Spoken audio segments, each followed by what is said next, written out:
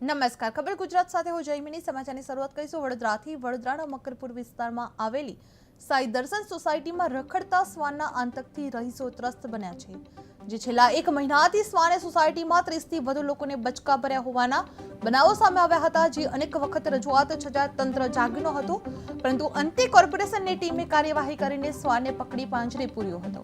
જે શ્વાન પકડતા સોસાયટી વાસીઓએ રાહતનો શ્વાસ લીધો હતો. જે મકરપુરા સોસાયટીમાં શ્વાનનો આતંક મચી ગયો હતો. જે શ્વાને 30થી વધુ લોકોના બચકા ભર્યા હતા. જે અનેક રજૂઆતો છતાં તંત્ર નિષ્ક્રિય બન્યું હતું. જે અંતે કોર્પોરેશનની ટીમે કાર્યવાહી હાથ ધરવામાં આવી હતી અને રખડતો શ્વાન પકડી પાંજરે પૂરવામાં આવ્યું હતું.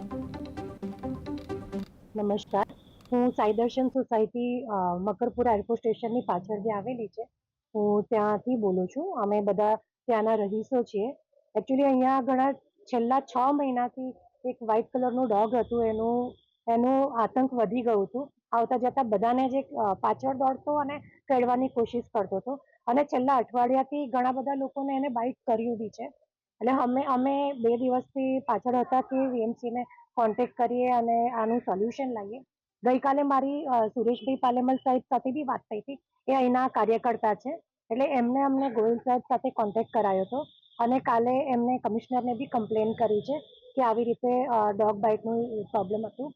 મીનવાઇલ આમના આ ટીચર છે અને એમના ઘણા બધા સ્ટુડન્ટ્સ અહીંયા આવે છે ભણવા માટે. એટલે એક સ્ટુડન્ટના પેરેન્ટ્સને બાઇટ કર્યું, એટલે એમણે બી એમની રીતે મીડિયાવાળાને બધાને ઇન્વોલ્વ કર્યા. અને આજે સવારથી ઘણા બધા ન્યૂઝમાં બી આવી રહ્યું છે કે સાઈ દર્શનમાં ઘણા બધા ડોગનો પ્રોબ્લેમ ચાલી રહ્યો છે. આજે પાર્ક નેશનથી નામ ઓકે, એટલે સ્પાર્ક નેશનથી પણ, અને અમે બી વીએમસીને જાણ કર્યું હતું. અને આજે વીએમસીના હેલ્પથી એનિમલ રેસ્ક્યુના વ્હીકલમાં એ ડોગને પકડી લેવામાં આવ્યો છે અને અહીંયાથી લઈ ગયા છે. હવે અમારી રિક્વેસ્ટ એટલી જ છે કે એ ડોગનું ટ્રીટમેન્ટ કરીને પાછું અહીંયા ના મૂકી જાય. એને જ્યાં મૂકવું હોય એનું જે સોલ્યુશન લાવવું હોય લાવ. અમારા એરિયામાં ઘણા બધા ડોગ છે. આટલી જ સ્ટ્રીટમાં 2 થી 3 ડોગ પડતા હોય છે. એટલે ડોગ બાળકો કરતા ડોગ હોય છે આ એરિયામાં.